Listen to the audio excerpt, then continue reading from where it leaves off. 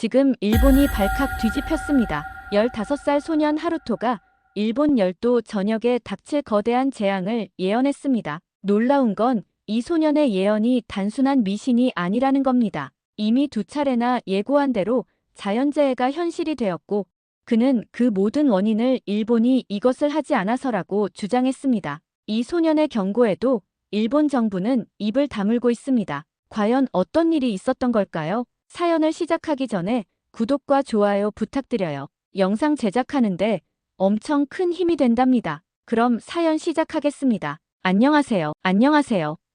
저는 15살 일본인 하루토입니다. 저는 14살 때 세상이 완전히 달라질 것이라는 예감을 처음 느꼈습니다. 그날은 평범한 월요일이었어요. 도쿄 외곽의 중학교, 창문 너머로는 먹구름이 모여들고 있었죠. 아침부터 느껴지던 불안함이 절 짓눌렀습니다. 꿈에서 본 장면들이 계속 떠올랐거든요. 폭우, 무너지는 건물들, 그리고 처절한 비명소리. 하루토, 내 생각은 어때?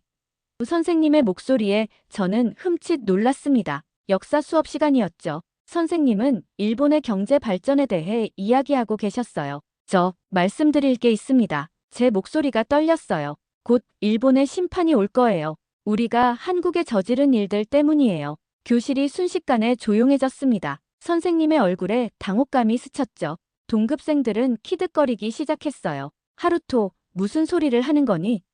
선생님이 눈살을 찌푸렸습니다. 진심입니다. 우리는 한국이 약하다고 믿었지만 그들은 우리보다 훨씬 더 강했어요. 정신적으로요. 제 말에 교실은 폭소로 가득 찼죠. 타케시가 뒤에서 소리쳤습니다. 미쳤나? 한국 드라마 너무 많이 본 거 아냐? 웃음소리 사이로 창밖을 봤어요. 비가 내리기 시작했습니다. 처음엔 가볍게, 그러다 점점 세차게. 선생님은 수업을 계속하셨지만 제 마음은 이미 다른 곳에 있었어요. 3개월 전 우연히 발견한 그 사진들이 머릿속을 맴돌았습니다. 검은 옷을 입은 소녀들, 끌려가는 모습. 그 사진 아래 설명 1942년 위안부로 강제징용되는 조선 소녀들. 수업이 끝나고 도서관으로 향했어요. 비는 더 거세졌고 하늘은 마치 울고 있는 것 같았습니다. 일본 역사 교과서에선 볼 수 없었던 그 페이지들을 찾아보기 위해서였죠. 위안부, 강제징용, 문화수탈, 교과서에는 없는 이야기들이었어요. 인터넷에선 한국 자료들을 찾아볼 수 있었습니다. 번역기를 돌려가며 읽었죠.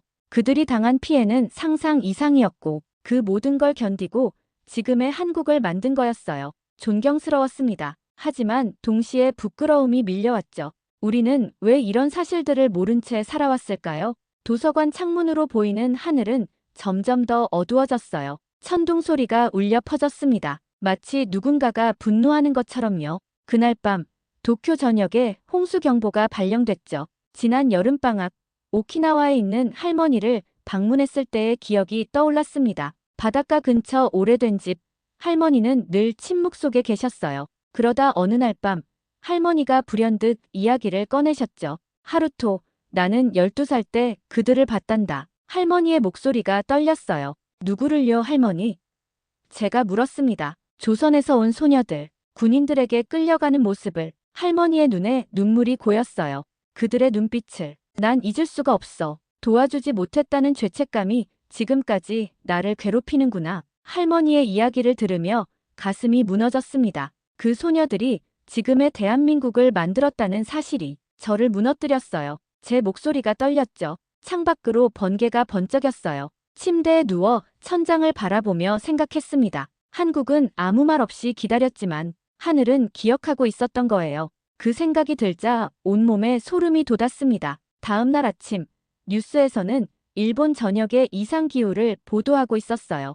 북쪽의 홋카이도에서는 폭설이, 남쪽 큐슈에서는 산사태가, 도쿄에서는 홍수가 동시에 일어나고 있었죠. 아버지는 TV 앞에서 고개를 절레절레 흔들었습니다. 이런 일은 처음이군. 아버지의 목소리에 당혹감이 묻어났어요. 아버지, 이건 우연이 아니에요.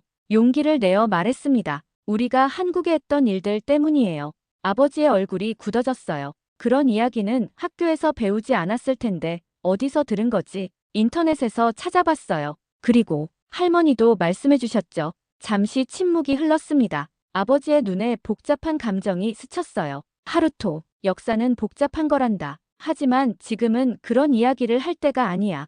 우리는 현재의 위기를 걱정해야 해. 텔레비전에서는 계속해서 재난 소식이 전해졌습니다. 저는 창밖을 바라봤어요. 비는 그칠 줄 몰랐고 하늘은 여전히 검었죠. 마치 누군가가 오랜 침묵을 깨고 분노하는 것 같았습니다. 학교에 가는 길, 도로는 물에 잠겨 있었어요.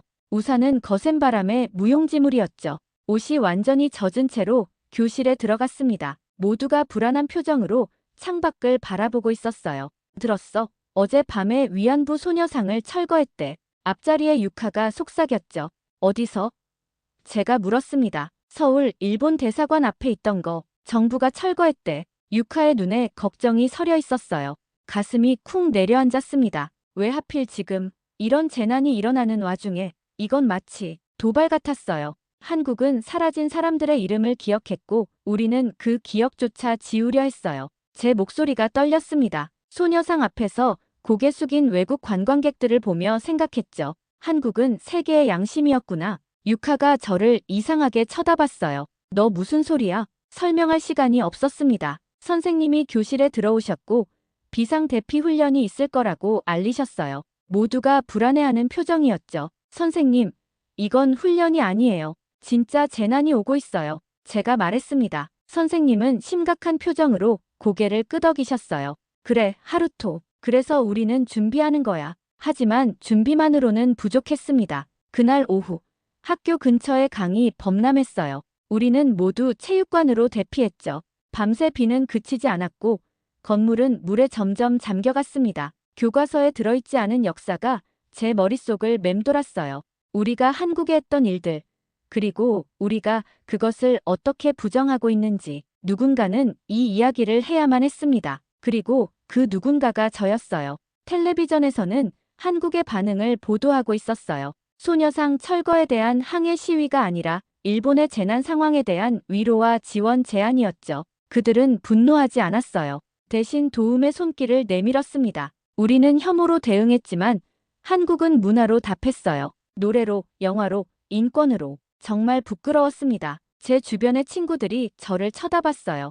이제는 조롱하는 눈빛이 아니었죠. 그들도 느끼고 있었습니다. 뭔가 큰 변화가 일어나고 있다는 것을. 뉴스에서는 한국의 유네스코 등재 운동, 유엔에서의 역사 인권 발언, BTS의 유엔 연설 장면이 나오고 있었어요. 그들은 과거의 상처를 극복하고 세계를 감동시키고 있었죠. 반면 우리는 여전히 과거를 부정하고 있었습니다. 밤사이 더 많은 물이 밀려들었어요.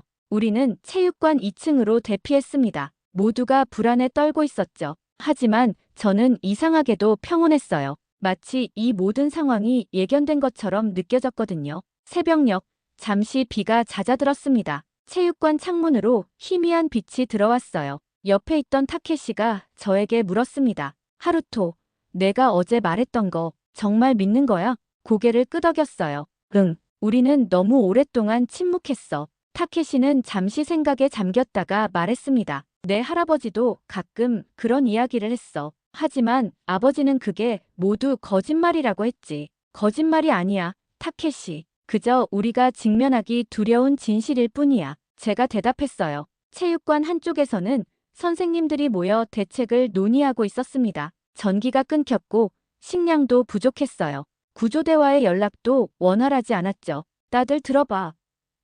히라노 선생님이 소리쳤습니다. 곧 전국 방송이 연결될 거야. 각 대피소 상황을 공유하는 거래. 우리 모두 텔레비전 앞으로 모였어요. 화면이 켜지고 다른 지역의 대피소들이 연결되었습니다. 상황은 어디나 비슷했어요. 물에 잠긴 도시들, 불안에 떨고 있는 사람들. 그때 저는 결심했습니다. 이 기회를 놓치지 않겠다고 모두에게 말해야 했어요. 우리가 너무 오랫동안 감춰온 진실을, 그리고 그것이 지금 우리에게 어떤 메시지를 주고 있는지를. 방송 순서가 우리 학교에 왔을 때 저는 용기를 내어 앞으로 나섰습니다. 선생님이 놀란 표정을 지으셨지만 저를 막지는 않으셨어요. 제 이름은 타나카 하루토입니다. 떨리는 목소리로 말을 시작했어요. 저는 우리 모두에게 진실을 말하고 싶습니다. 카메라 뒤에서 선생님이 놀란 표정을 지으셨지만 저를 막지는 않으셨어요. 아마도 선생님도 느끼고 계셨던 것 같습니다. 뭔가 달라져야 한다는 것을. 한국은 약하지 않았습니다. 단지 참아왔을 뿐입니다. 그들의 용기와 진실이 오늘날 일본보다 위에 있어요. 제 목소리가 점점 확신에 차올랐죠. 우리는 그들의 고통을 교과서에서 지웠고 그들의 문화를 빼앗았고 그들의 소녀들을 데려갔습니다. 그리고 지금도 우리는 그 사실을 인정하지 않아요. 카메라 앞에서 무릎을 꿇었습니다. 저는 한국인 친구들에게 사과드립니다. 우리가 저지른 일들에 대해, 그리고 우리가 그것을 인정하지 않은 것에 대해. 순간 체육관이 조용해졌어요. 모두의 시선이 저에게 쏠렸죠. 그리고 천천히 한 사람, 두 사람, 함께 무릎을 꿇기 시작했습니다. 어른들도 아이들도. 그날 밤 비가 잠시 그쳤어요. 하늘에 별이 보였죠. 마치 작은 희망의 불빛 같았습니다. 하지만 다음 날 아침 더 강한 폭우가 시작됐어요. 열도 전체가 흔들리는 것 같았죠. 대피소의 벽이 무너지기 시작했습니다. 우리는 더 높은 곳으로 대피해야 했어요. 물살을 헤치며 언덕 위로 올라갔죠. 뒤돌아보니 학교 건물이 물에 잠기고 있었습니다. 언덕 위에 모인 사람들 사이에서 저는 마지막 말을 전했어요. 하늘은 한국을 통해 일본에게 말하고 있었습니다. 지금이라도 사과하라. 아직 늦지 않았다. 그 순간 구름 사이로 햇빛이 비쳤습니다. 마치 누군가가 우리의 고백을 듣고 있다는 신호 같았어요. 멀리서 헬리콥터 소리가 들렸죠. 대피를 돕기 위해 온 헬기였습니다. 일본 정부의 헬기가 아니라 한국에서 보낸 구조대였어요. 그들은 우리를 도우러 왔던 겁니다. 헬기 안으로 올라가며 창밖을 내다봤어요. 폐허가 된 도시, 그리고 그 위로 펼쳐진 무지개, 마치 하늘이 우리에게 말하고 있는 것 같았습니다. 아직 기회가 있다라고. 며칠 후 우리는 임시 대피소로 이동했어요.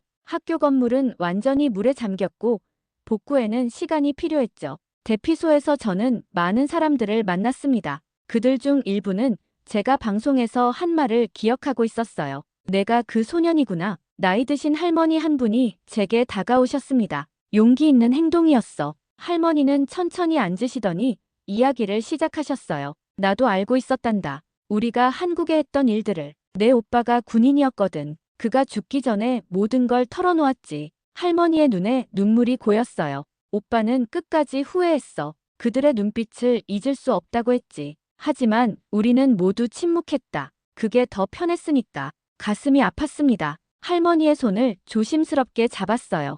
이제라도 말씀해 주셔서 감사합니다, 할머니. 할머니는 미소 지으셨죠. 아니, 내가 고마워해야지. 내가 용기를 내줬으니까. 이제 나도 더는 침묵하지 않을 거야. 대피소에서의 시간은 천천히 흘렀습니다. 사람들은 조금씩 자신들의 이야기를 나누기 시작했어요. 오랫동안 침묵해왔던 이야기들, 불편한 진실들을 마주하기 시작했죠.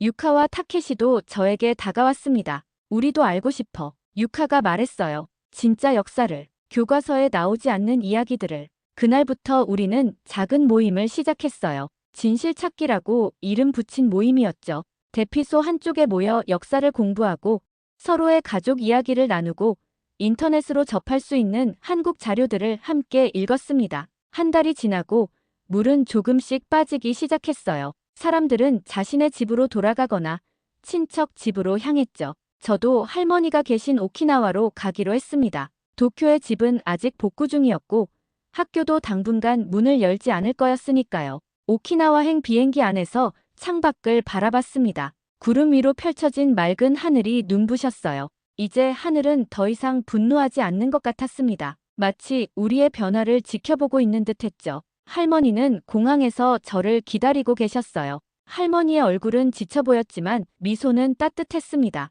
할머니, 오랜만이에요. 할머니를 꼭 안았어요. 할머니는 제 얼굴을 양손으로 감싸셨죠. 하루토, 내가 자랑스럽구나. 용기 있는 아이로 자랐네. 집으로 가는 길, 할머니는 조용히 말씀하셨어요. 내가 그날 방송에서 한 말을 봤단다. 모든 걸 다 봤어. 놀라서 할머니를 바라봤습니다. 정말요? 할머니도 보셨어요? 그럼 모든 대피소에서 방송되고 있었잖니. 내가 무릎 꿇는 모습을 보고 울었단다. 할머니의 목소리가 떨렸어요. 이제 나도 더는 침묵하지 않을 거야. 집에 도착한 후 할머니는 오래된 상자 하나를 꺼내셨습니다. 그 안에는 낡은 일기장과 사진들이 들어있었어요. 이건 내가 어릴 때부터 써온 일기야. 할머니가 말씀하셨죠. 여기에 모든 것이 기록되어 있어. 내가 본 것들, 들은 것들, 그동안 아무에게도 보여주지 않았지만 이제는 때가 됐구나. 할머니의 일기를 읽기 시작했습니다. 1940년대 오키나와에서의 삶, 전쟁의 공포, 그리고 조선에서 온 소녀들의 이야기. 할머니가 12살 때 목격한 장면들이 생생하게 묘사되어 있었어요. 이 소녀들은 어디로 갔나요? 제가 떨리는 목소리로 물었습니다. 할머니는 깊은 한숨을 내쉬셨어요. 대부분은 돌아오지 못했어. 전쟁이 끝난 후에도 그들의 존재는 부정됐지. 마치 그들이 없었던 것처럼. 그래서 한국은 오랫동안 우리에게 사과를 요구했던 거군요. 제가 말했습니다. 할머니는 고개를 끄덕이셨어요. 그래.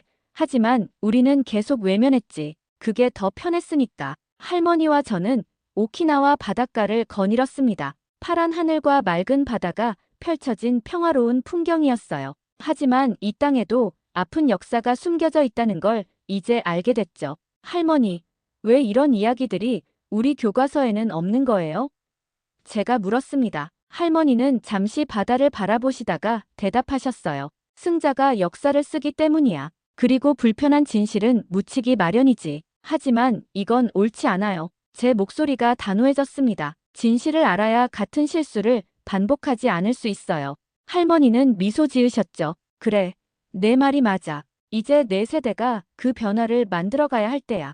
그날 저녁 할머니와 함께 뉴스를 봤습니다. 일본 정부가 위안부 문제에 대한 새로운 입장을 발표했다는 소식이었어요. 오랫동안 부정해왔던 역사적 사실들을 부분적으로나마 인정하기 시작한 것이죠. 변화가 시작되고 있어. 할머니가 감격에 차서 말씀하셨습니다. 내가 그 시작점이 됐구나. 하루토. 부끄러워지는 마음이 들었어요. 저는 그저 진실을 말했을 뿐이에요.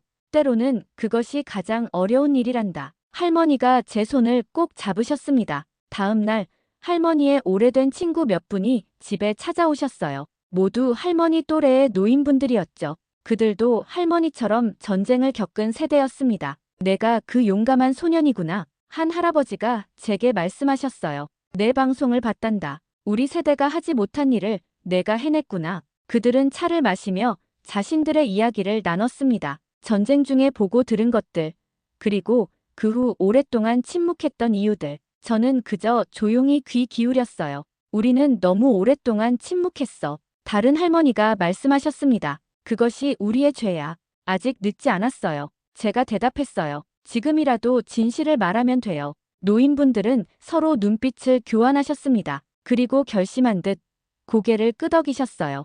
우리도 이제 침묵하지 않겠다. 할아버지가 결연한 목소리로 말씀하셨죠. 남은 생애를 진실을 전하는 데 쓰겠어. 일주일 후 우리는 오키나와 현지 신문사를 찾았습니다. 할머니와 그 친구들이 자신들의 경험과 목격담을 기록으로 남기기로 한 거예요. 그것이 작은 시작이었지만 중요한 첫걸음이었죠. 우리의 증언이 역사를 바꾸진 못할 거야. 할머니가 말씀하셨습니다. 하지만 최소한 우리는 진실을 외면하지 않았다고 말할 수 있을 거야. 신문 기자는 그들의 이야기를 진지하게 들었어요. 젊은 기자였지만 그의 눈에는 깊은 존중이 담겨 있었죠. 이런 용기 있는 증언이 더 많이 필요합니다. 기자가 말했어요. 감사합니다. 그날 밤 저는 오키나와의 밤하늘을 바라봤습니다. 별이 쏟아지는 것 같은 맑은 하늘이었어요.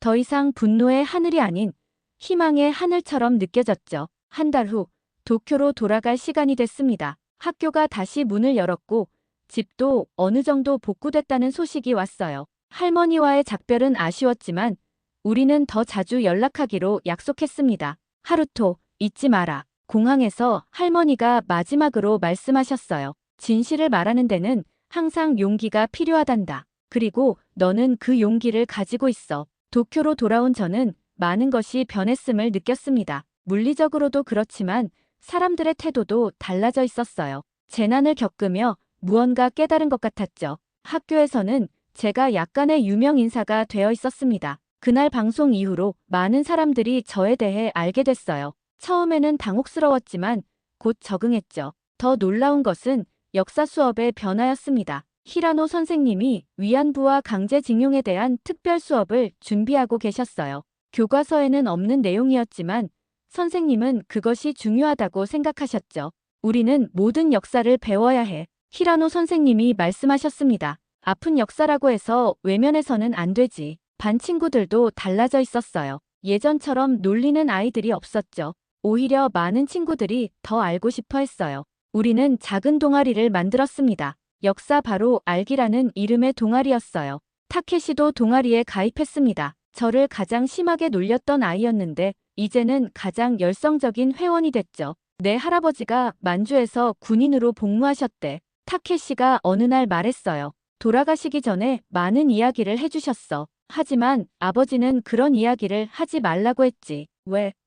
제가 물었습니다. 불편한 진실이니까. 타케시가 쓴웃음을 지었어요. 하지만 이제 나는 알고 싶어. 우리 가족의 역사, 그리고 우리나라의 진짜 역사를. 우리 동아리는 점점 커졌습니다. 다른 반 학생들도 가입했고, 심지어 선생님들 중에도 참여하시는 분들이 있었어요. 우리는 함께 역사를 공부하고, 한국의 문화를 배우고, 양국 간의 이해를 높이는 활동을 했죠. 하루는 학교 게시판에 놀라운 공지가 붙었습니다. 한국의 중학교와 자매결연을 맺는다는 내용이었어요.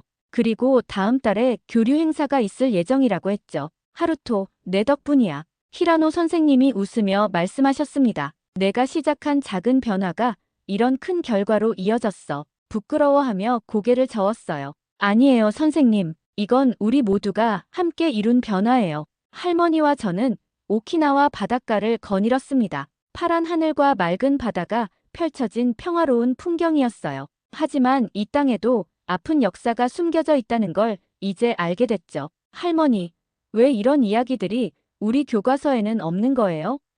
제가 물었습니다. 할머니는 잠시 바다를 바라보시다가 대답하셨어요. 승자가 역사를 쓰기 때문이야. 그리고 불편한 진실은 묻히기 마련이지. 하지만 이건 옳지 않아요. 제 목소리가 단호해졌습니다. 진실을 알아야 같은 실수를 반복하지 않을 수 있어요. 할머니는 미소 지으셨죠. 그래, 내 말이 맞아. 이제 내 세대가 그 변화를 만들어가야 할 때야. 그날 저녁 할머니와 함께 뉴스를 봤습니다. 일본 정부가 위안부 문제에 대한 새로운 입장을 발표했다는 소식이었어요.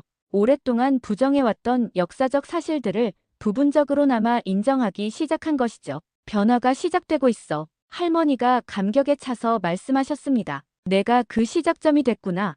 하루토, 부끄러워지는 마음이 들었어요. 저는 그저 진실을 말했을 뿐이에요. 때로는 그것이 가장 어려운 일이란다. 할머니가 제 손을 꼭 잡으셨습니다. 다음 날 할머니의 오래된 친구 몇 분이 집에 찾아오셨어요. 모두 할머니 또래의 노인분들이었죠. 그들도 할머니처럼 전쟁을 겪은 세대였습니다. 내가 그 용감한 소년이구나. 한 할아버지가 제게 말씀하셨어요. 내 방송을 봤단다. 우리 세대가 하지 못한 일을 내가 해냈구나. 그들은 차를 마시며 자신들의 이야기를 나눴습니다. 전쟁 중에 보고 들은 것들, 그리고 그 후 오랫동안 침묵했던 이유들. 저는 그저 조용히 귀 기울였어요. 우리는 너무 오랫동안 침묵했어. 다른 할머니가 말씀하셨습니다. 그것이 우리의 죄야. 아직 늦지 않았어요. 제가 대답했어요. 지금이라도 진실을 말하면 돼요. 노인분들은 서로 눈빛을 교환하셨습니다. 그리고 결심한 듯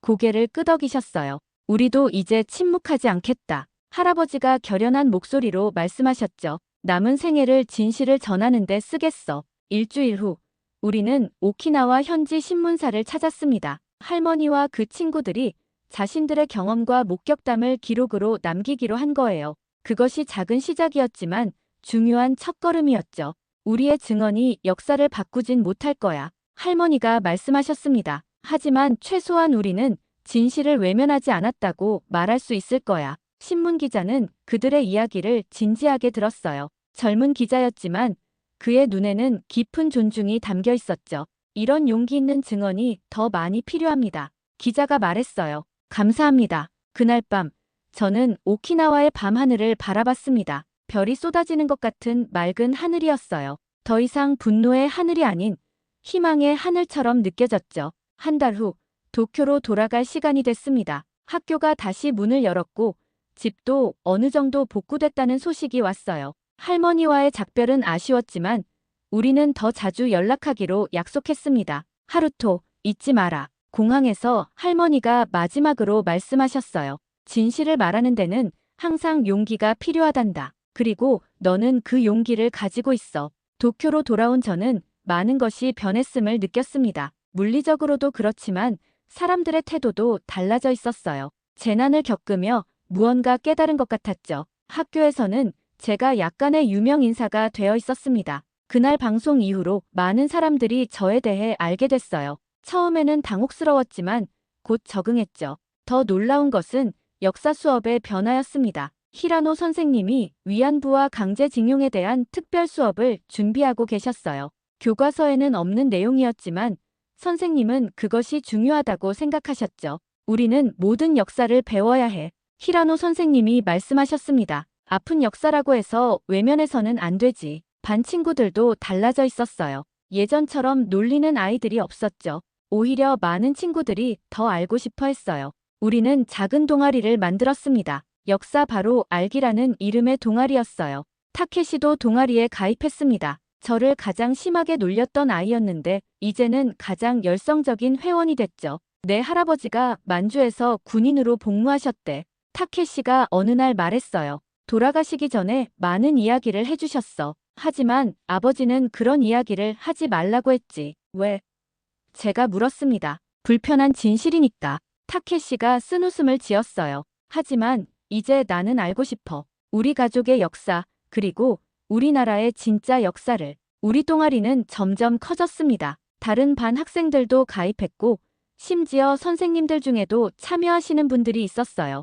우리는 함께 역사를 공부하고 한국의 문화를 배우고 양국 간의 이해를 높이는 활동을 했죠. 하루는 학교 게시판에 놀라운 공지가 붙었습니다. 한국의 중학교와 자매결연을 맺는다는 내용이었어요. 그리고 다음 달에 교류 행사가 있을 예정이라고 했죠. 하루토, 내 덕분이야. 히라노 선생님이 웃으며 말씀하셨습니다. 내가 시작한 작은 변화가 이런 큰 결과로 이어졌어. 부끄러워하며 고개를 저었어요. 아니에요, 선생님. 이건 우리 모두가 함께 이룬 변화예요. 저녁 뉴스에서는 또 다른 놀라운 소식이 전해졌습니다. 위안부 소녀상이 일본 내에도 세워질 예정이라는 내용이었어요. 물론 아직 많은 반대와 논란이 있었지만 그래도 변화의 조짐이 보였죠. 한국은 사라진 사람들의 이름을 기억했고 우리는 그 기억조차 지우려 했지. 아버지가 조용히 말씀하셨어요.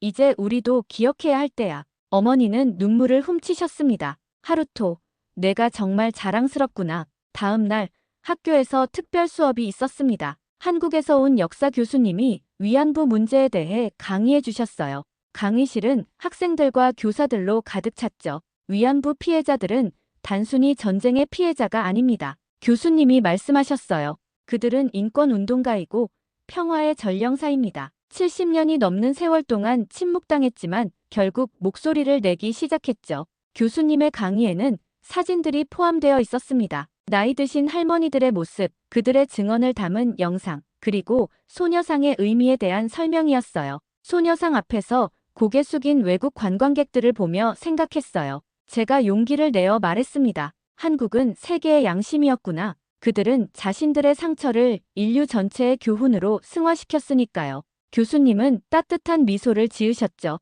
그래, 그게 바로 소녀상의 의미란다. 단순한 항의나 비난이 아니라 기억과 교훈. 다시는 이런 일이 일어나지 않도록 하기 위한 상징이지. 수업이 끝난 후 많은 학생들이 더 많은 질문을 했습니다. 호기심과 진정한 관심이 느껴졌어요. 이전에는 불편해서 외면했던 주제를 이제는 정면으로 마주하고 있었죠. 그날 밤 저는 인터넷에서 소녀상에 대한 더 많은 정보를 찾아봤습니다. 소녀상이 세계 각국에 세워지고 있다는 사실을 알게 됐어요. 미국, 캐나다, 독일, 호주 등 여러 나라에서 한국인들의 노력으로 소녀상이 세워졌다고 했죠. 이름이 지워지지 않는 한 그들은 영원히 기억될 거야. 혼잣말처럼 중얼거렸습니다. 다음 달 한국 학생들이 우리 학교를 방문했습니다. 그 중에 미나라는 소녀가 있었어요. 미나는 할머니가 위안부 피해자였다고 했습니다. 할머니는 오랫동안 침묵하셨어. 미나가 말했어요.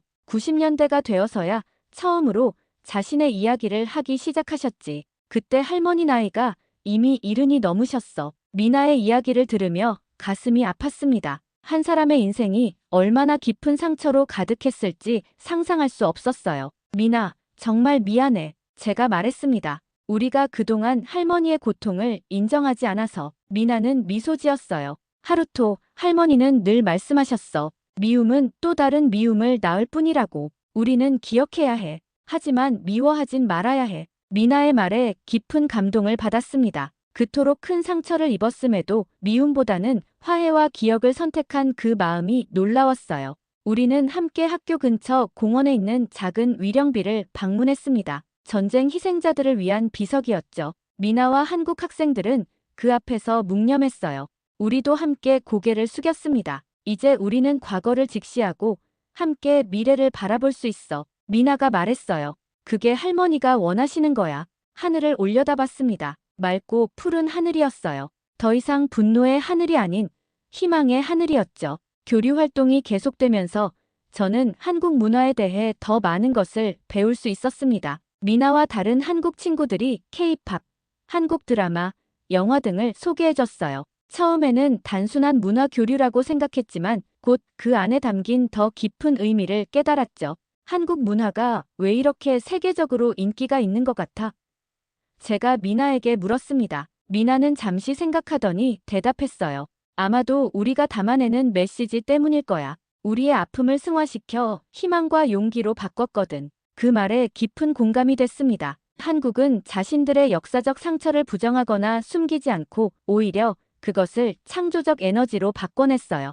그들의 문화 콘텐츠에는 아픔을 이겨낸 강인함과 희망이 담겨 있었습니다. 학교 축제에서 우리는 한일 문화 교류 부스를 열었어요. 양국의 전통 의상, 음식, 음악 등을 소개하는 자리였죠. 많은 사람들이 관심을 보였고 특히 일본 학생들은 한국 문화에 열광했습니다. 우리는 혐오로 대응했지만 한국은 문화로 답했어. 제가 타케시에게 말했어요. 노래로, 영화로, 인권으로. 정말 부끄러웠어. 타케시는 고개를 끄덕였습니다. 맞아. 그들은 복수가 아닌 창조를 선택했지. 그게 진정한 승리인 것 같아. 축제 중에 BTS의 UN 연설 영상을 상영했어요. 러브 이어셀프라는 주제로 한 연설이었죠. 세계 청소년들에게 자신을 사랑하고 자신의 목소리를 내라는 메시지였습니다. 우리 모두 깊은 감동을 받았어요. 그들이 세계에 전하는 메시지를 봐. 미나가 자랑스럽게 말했습니다. 우리의 아픔을 딛고 이제는 세계에 희망을 전하고 있어.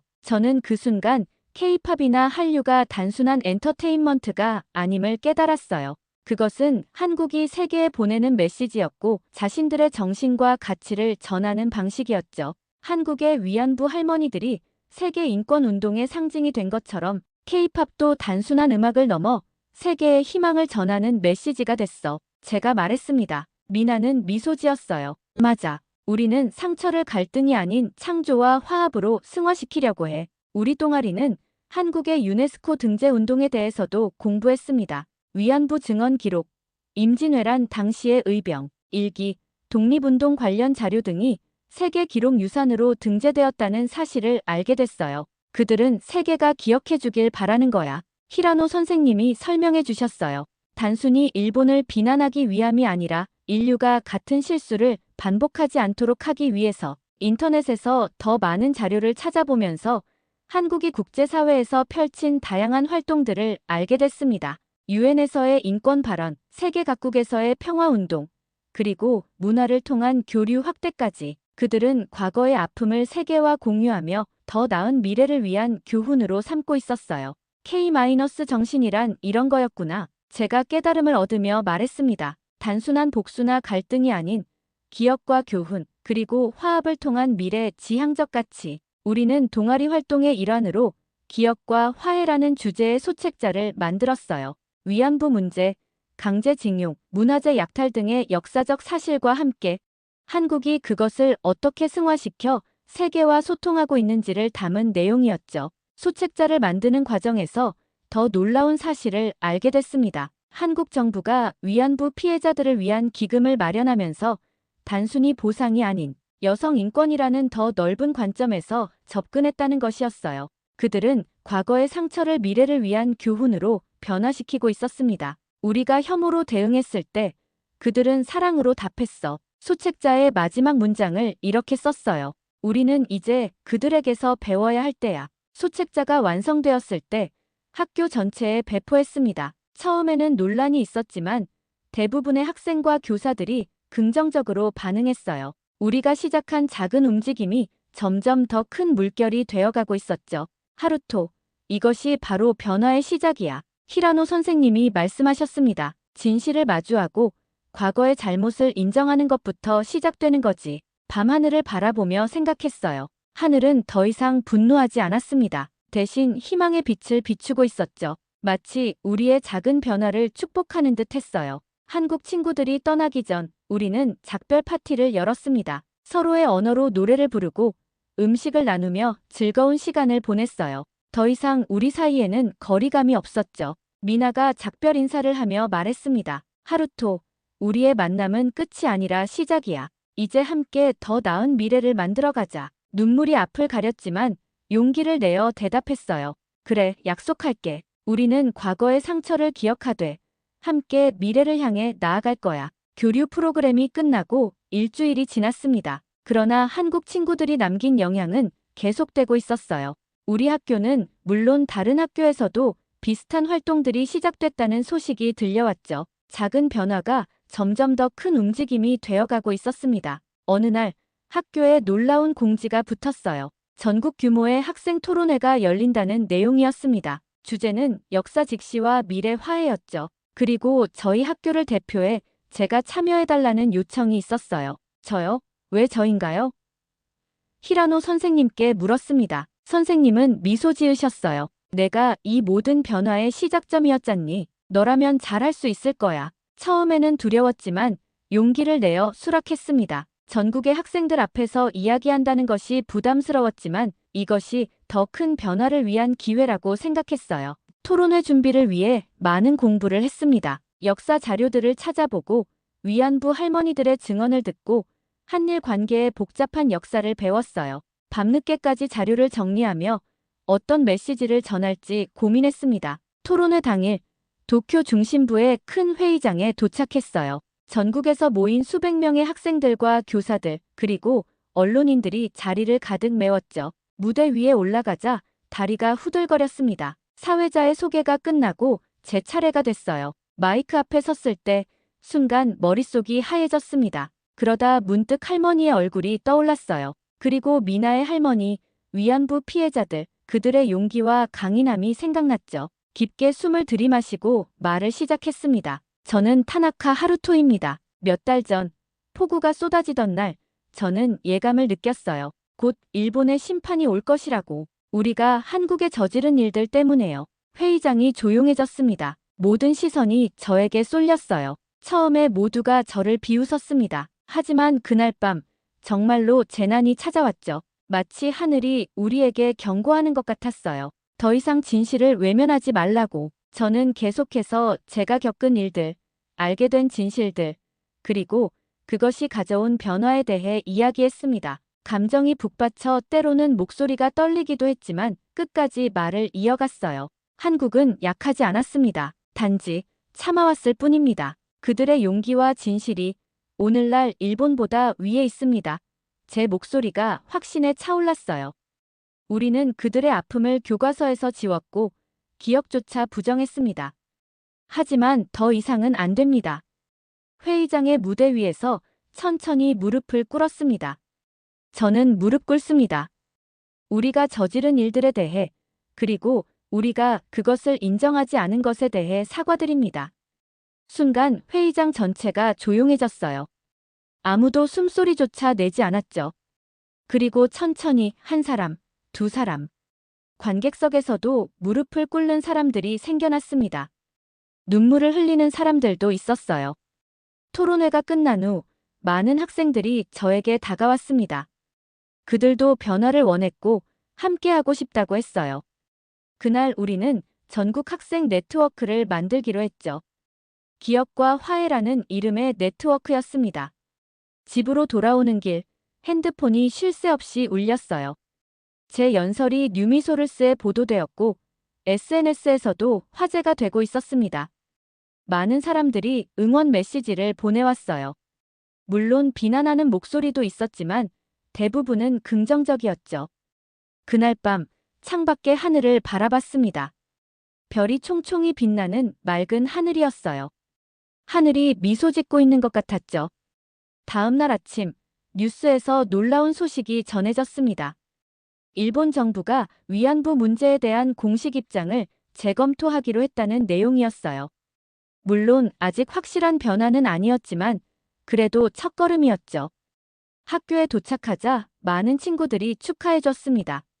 심지어 선생님들도 등을 두드려 주셨어요. 작은 용기가 이렇게 큰 변화를 가져올 수 있다는 사실이 놀라웠습니다. 타케시가 다가왔어요. 하루토, 정말 대단했어. 나도 너처럼 용기를 내고 싶어. 미소를 지으며 대답했습니다. 누구나 할 수 있어, 타케시. 중요한 건 진실을 외면하지 않는 거야. 그날 오후, 미나에게서 연락이 왔어요. 토론회 영상이 한국에서도 화제가 되고 있다고 했죠. 할머니가 너에게 정말 고맙다고 하셔. 미나의 메시지에는 할머니의 사진이 첨부되어 있었어요. 할머니는 미소를 짓고 계셨죠. 할머니는 이제 조금 편안해지셨대. 누군가 진심으로 사과하는 모습을 보셨으니까. 가슴이 뭉클해졌습니다. 제가 한 일이 정말 의미 있는 변화를 가져오고 있다는 사실에 감동했어요. 일본 전역에서 변화의 바람이 불기 시작했습니다. 저희가 만든 기억과 화해 네트워크는 전국 100개 이상의 학교로 확대됐어요. 학생들이 중심이 되어 역사를 배우고 한국과의 교류를 추진하고 화해를 위한 움직임을 만들어가고 있었죠. 한 달 후, 저는 특별한 초대를 받았습니다. 한국을 방문해 위안부 할머니들을 만나보지 않겠냐는 제안이었어요. 미나가 할머니와 다른 피해자분들께 저에 대해 이야기했고 할머니들이 저를 만나고 싶어 하신다고 했습니다. 정말요? 할머니들이 저를 만나주신다고요? 놀라움에 목소리가 떨렸습니다. 응, 할머니들이 너의 용기에 감동받으셨대. 미나의 목소리에도 감동이 묻어났어요. 일본의 젊은이들이 변하고 있다는 희망을 주었다고 하셔. 비행기 안에서 창밖을 내다보며 생각에 잠겼습니다. 몇 개월 전만 해도 상상도 할 수 없었던 일들이 벌어지고 있었어요. 그날의 폭우와 하늘의 분노가 가져온 변화였죠. 한국 인천공항에 도착하자 미나가 마중 나와 있었습니다. 반갑게 포옹한 후 미나의 집으로 향했어요. 미나의 할머니와 다른 할머니들이 기다리고 계셨죠. 이 아이가 하루토구나. 미나의 할머니가 따뜻한 미소로 저를 맞아주셨어요. 참 용기 있는 아이로구나. 가슴이 떨렸습니다. 위안부 피해자 할머니들 앞에 서 있다는 사실이 믿기지 않았어요. 그분들이 겪은 고통에 비하면 제가 한 일은 아무것도 아니었죠. 할머니, 정말 죄송합니다. 저는 무릎을 꿇고 고개를 숙였어요. 우리가 할머니들께 저지른 일, 그리고 그것을 인정하지 않은 것에 대해 진심으로 사과드립니다. 할머니는 천천히 손을 뻗어 제 머리를 쓰다듬으셨습니다. 일어나라, 아가. 내가 미워할 아이는 아니야. 오히려 고맙구나. 내 같은 용기 있는 젊은이들이 있어 희망이 생겨. 눈물이 흘렀습니다. 할머니의 마음 넓음에 감동했어요. 그토록 큰 상처를 입으셨음에도 미움보다는 화해와 희망을 선택하신 모습에 숙연해졌죠. 그날 밤 할머니들은 자신들의 이야기를 들려주셨습니다. 14살, 15살에 강제로 끌려가 겪은 고통, 그리고 해방 후에도 침묵 속에서 살아야 했던 긴 세월. 그 이야기들을 들으며 마음이 무너졌어요. 하지만 우리는 포기하지 않았어. 한 할머니가 말씀하셨습니다. 우리의 목소리가 세계에 닿을 때까지 계속해서 외쳤지. 다음 날 우리는 서울 중심부에 있는 위안부 소녀상을 방문했습니다. 작은 소녀의 모습을 한 동상 앞에 꽃다발이 놓여 있었어요. 많은 사람들이 묵념하고 지나가는 모습이 보였죠. 이 소녀상이 세계 각국에 세워지고 있어. 미나가 설명해줬어요. 단순한 항의가 아니라 기억과 평화의 상징으로. 소녀상 앞에 무릎을 꿇고 묵념했습니다. 그 순간 하늘에서 갑자기 소나기가 쏟아졌어요. 하지만 이상하게도 무섭지 않았습니다. 오히려 정화되는 느낌이었죠. 마치 하늘이 우리의 작은 화해에 눈물을 흘리는 것 같았어요. 하늘은 한국을 통해 일본에게 말하고 있었습니다. 비를 맞으며 중얼거렸어요. 지금이라도 사과하라. 아직 늦지 않았다. 그날 저녁 한국 학생들과의 교류 모임이 있었습니다. 서울 시내학교 학생들 50여 명이 참석했어요.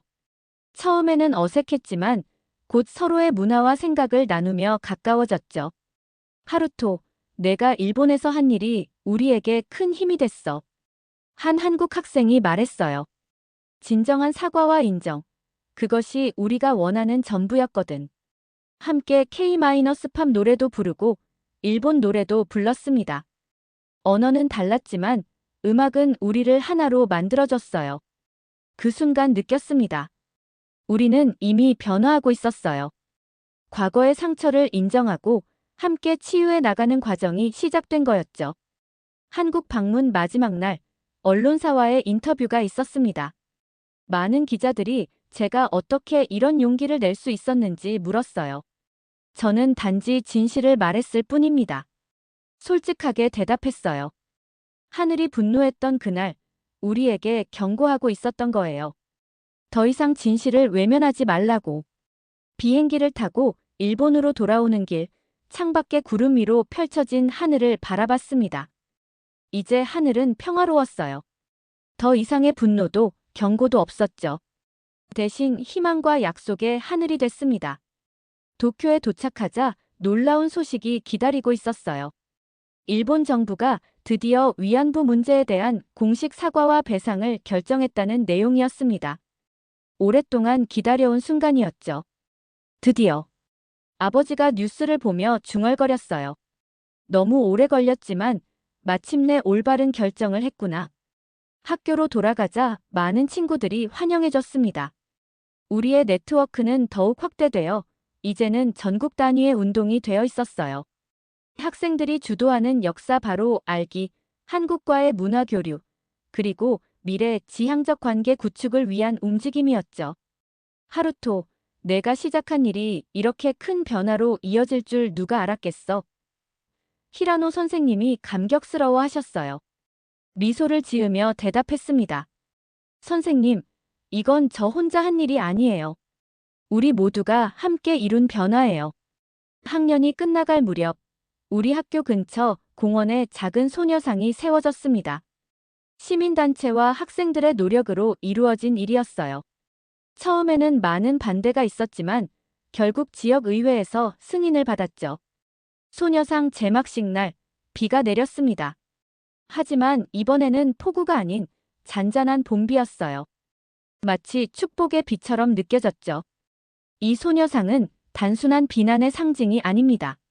제가 연설했어요. 이것은 기억과 화해, 그리고 다시는 같은 실수를 반복하지 않겠다는 약속의 상징입니다. 소녀상 앞에 모인 사람들은 다 같이 묵념했습니다. 일본인과 한국인이 함께 모여 과거를 기억하고 미래를 약속하는 순간이었어요. 비가 그치고 무지개가 떴습니다. 폐허를 뒤덮었던 그날의 무지개처럼 희망과 화해의 메시지를 전하는 것 같았어요. 하늘은 더 이상 분노하지 않아요. 제가 말했습니다. 이제 우리가 옳은 길을 걷고 있다는 것을 알고 있으니까요. 저는 그날의 경험을 잊지 않기로 했어요. 한국의 고통을, 그들의 용기를, 그리고 그들이 보여준 용서의 의미를. 그들은 소리를 지르지 않았습니다. 대신 기억으로, 문화로, 세계로 대답했어요. 여러분, 일본은 이제 공식적으로 사과했습니다. 하지만 진정한 화해는 이제 시작일 뿐이에요. 우리는 계속해서 기억하고, 인정하고, 함께 나아가야 합니다. 한국은 싸우지 않았습니다. 대신 기억했고, 증명했고, 결국 세계를 감동시켰어요. 우리는 사과할 줄 몰랐지만 그들은 용서할 준비까지 하고 있었죠. 여러분이라면 이제라도 무릎을 꿇겠습니까? 오늘 사연은 어떠셨나요? 한국은 소리를 지르지 않았습니다. 대신 기억으로, 문화로, 세계로 대답했습니다. 진실을 외면한 대가는 다음엔 어떻게 돌아올까요?